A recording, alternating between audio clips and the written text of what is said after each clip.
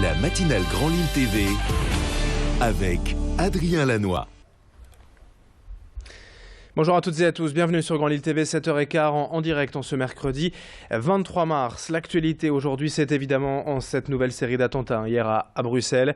Le dernier bilan provisoire fait état d'au moins 34 morts et plus de 250 blessés.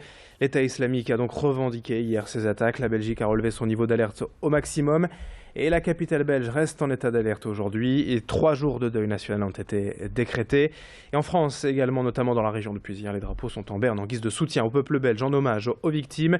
Beaucoup d'émotions hier, évidemment, dès l'annonce de ces attentats.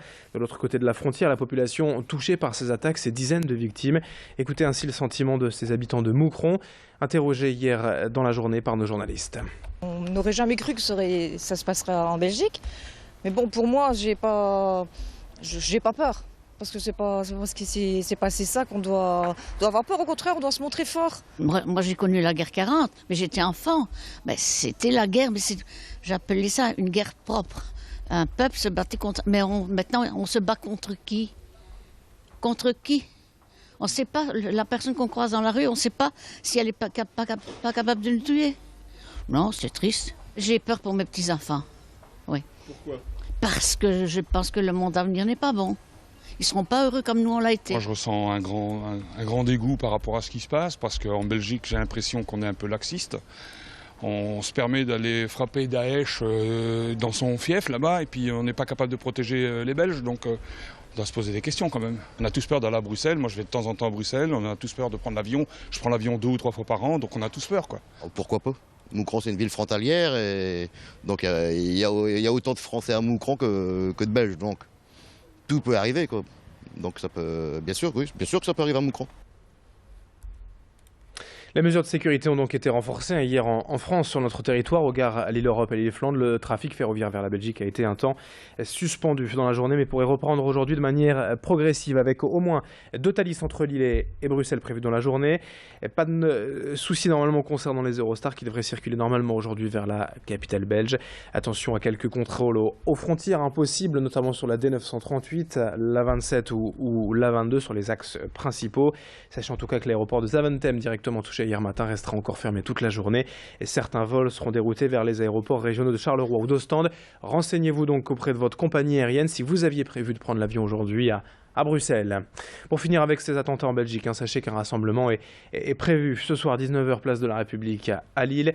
En hommage donc aux victimes des attentats, nous serons là en direct pour vous faire vivre ce rassemblement ce soir à partir de 19h.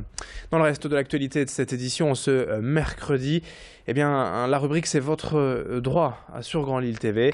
L'actualité se poursuit, l'info continue, on va parler aujourd'hui de la naturalisation. C'est votre droit, avec l'Ordre des avocats du barreau de Lille. C'est votre droit sur Grand Lille TV en partenariat avec l'Ordre des avocats du barreau de Lille. Et aujourd'hui, nous accueillons Maître Sanjay Navi. Bonjour. Bonjour. On va évoquer avec vous le thème de la naturalisation. Et pour commencer, une petite définition. Qu'est-ce que la naturalisation ?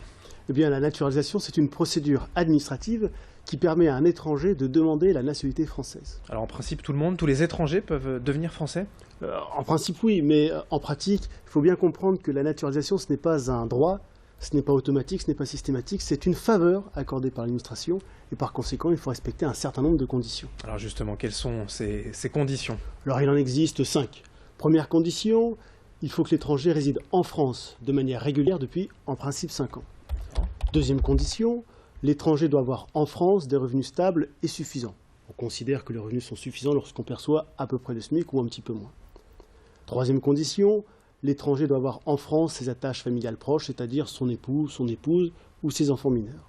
Okay. Quatrième condition, l'étranger doit maîtriser la langue française et puis connaître les valeurs essentielles de la République, c'est-à-dire les principes de laïcité, égalité homme-femme, liberté d'expression, etc. etc. Enfin, cinquième condition, l'étranger doit être de bonne moralité, c'est-à-dire ne pas être connu défavorablement des services de police ou de gendarmerie, payer et déclarer ses impôts en temps et en heure, ne pas être en surendettement. Bref, vous l'aurez compris, le dossier de l'étranger est épluché de manière importante par l'administration. Alors pour respecter ces conditions, si on les respecte, j'imagine qu'il y a quand même une procédure ensuite pour demander la naturalisation. Effectivement, une procédure qui est assez longue. D'abord, l'étranger doit se rapprocher de sa préfecture pour déposer sa demande de naturalisation. Et là, on a un examen en 2 étapes. Première étape, le préfet examine le dossier.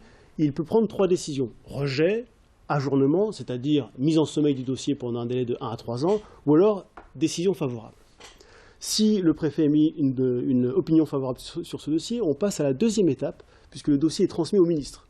Le ministre, lui aussi, peut prendre 3 décisions, rejet, ajournement, ou alors acceptation de la naturalisation, auquel cas il prend un décret de naturalisation. Et en cas d'avis défavorable, y a-t-il des recours en fait pour Oui, bien demandeur? sûr, l'étranger peut effectuer des recours, alors soit des recours administratifs, soit des recours juridictionnels.